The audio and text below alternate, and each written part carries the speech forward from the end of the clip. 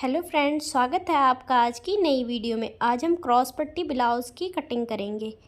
सबसे पहले हम बैक वाले पार्ट की मार्किंग करेंगे। तो चौड़ाई में आपको रख लेना है अपने साइज़ के हिसाब से।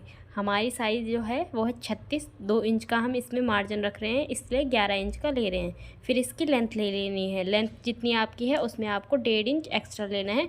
वो हमारा फोल्ड होता है, इसलिए आपको 1.5 इंच एक्स्ट्रा ले लेना है। अब हम शोल्डर पे निशान लगाएंगे। तो शोल्डर में ले रही हूँ 5.5 इंच का, क्योंकि मेरा जो नेक है वो डीप है, इसीलिए मैं शोल्डर 5.5 इंच का ले रही हूँ। अगर आपका डीप नेक नहीं है तो आप 6 इंच का शोल्डर भी ले सकते हैं। अब हम आर्म होल की मार्किंग करेंगे। तो आर्म होल में ले रही हूँ 6.5 इंच का। इस तरीके से आपको इसको मिलाना है और फिर आपको 1.5 इंच की इस तरीके से इस पर गोलाई दे देनी है। अब हम गले की मार्किंग करेंगे। तो गला में ऊपर से ले रही हूँ गले की चौड़ाई 2 इंच की और लेंथ में ले रही हूँ 11 इंच की। तो इस तरीके से आपको फिर नीचे से लेना है 2.5 इंच का। 2.5 इंच का मैं नीचे से ले रही हूँ। फिर आपको यहाँ ऊपर से नीचे तक इस तरीके से मिला देना है और फिर इस पर गोलाई दे देनी है। तो ये देखिए, इस तरीके से हमें इस पर गोलाई दे देनी है। उसके बाद आप अपने मेज़रमेंट के हिसाब से अपनी चेस्ट और कमर की मार्किंग कर दीजिए। फिर आपको यहाँ पर एक टक का निशान लगा देना है। इस साइड से आपका 4 इंच पे निशान आएगा। अब हम बैक वाले पार्ट की पूरी कटिंग कर देंगे इस तरीके से, जहाँ पे हमने मार्किंग की है।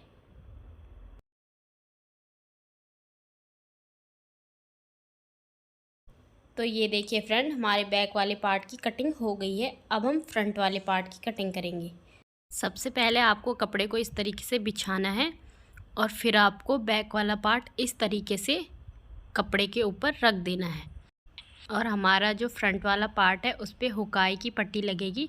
तो हमें जो गले की मार्किंग करनी है वो खुली साइड से करनी है। और फ्रंट वाले पार्ट की जो चौड़ाई है उसे हम बैक वाले पार्ट की चौड़ाई से 1 इंच ज़्यादा रखेंगे, क्योंकि हमारे फ्रंट वाले पार्ट में टक लगते हैं और उससे हमारी चौड़ाई कम हो जाती है, इसीलिए हमें 1 इंच ज़्यादा रखनी होती है। अब हम इसकी पूरी इस तरीके से मार्किंग कर देंगे। अब हम फ्रंट वाले आर्म होल पे 1 इंच की गोलाई दे देंगे। ये गोलाई हम इसलिए देते हैं ताकि हमारे आर्म होल पे कोई झोल ना आए और हमारा आर्म होल परफेक्ट बैठ जाए।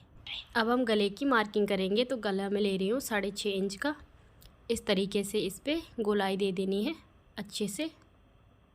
अब हम टक के निशान लगाएंगे। तो पहले आपको शोल्डर के सेंटर में इंच टेप को रखना है इस तरीके से और 12.5 इंच पे हम निशान लगाएंगे। फिर इसके बाद आपको 3.5 इंच पे यहाँ से इसकी दूरी होनी चाहिए।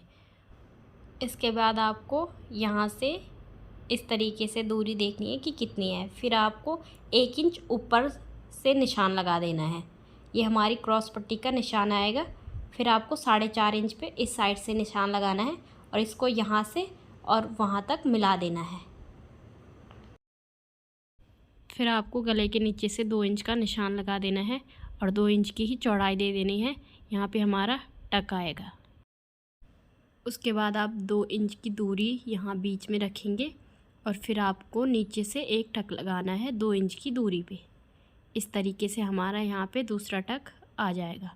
उसके बाद आपको यहाँ पे 2 इंच की दूरी करनी है और फिर हमारा ये नीचे तक, ये देखिए 1.5 इंच की दूरी आपको यहाँ से रखनी है और फिर आपका एक टक यहाँ पे आ जाएगा। इसके बाद आपको यहाँ पे 2 इंच की दूरी रखनी है और एक टक हमारे आर्म होल पे आ जाएगा।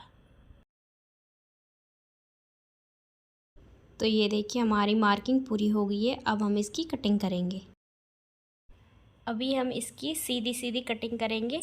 जो हमारी क्रॉस पट्टी की कटिंग होगी वो मेन फैब्रिक के साथ में ही होगी। दोनों पार्ट को भी हम अलग अलग कर देंगे, इसकी भी कटिंग कर देंगे। तो ये देखिए, फ्रंट वाले पार्ट की भी कटिंग हो गई है। अब हम मेन फैब्रिक की कटिंग करेंगे।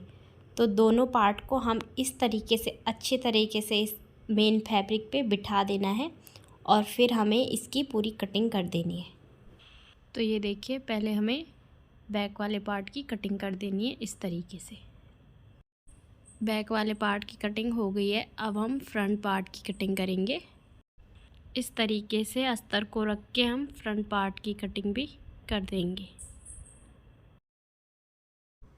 अब हम क्रॉस पट्टी की कटिंग भी कर देंगे इस तरीके से।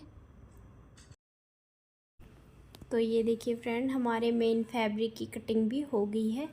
अगली वीडियो में हम इसकी स्टिचिंग करेंगे।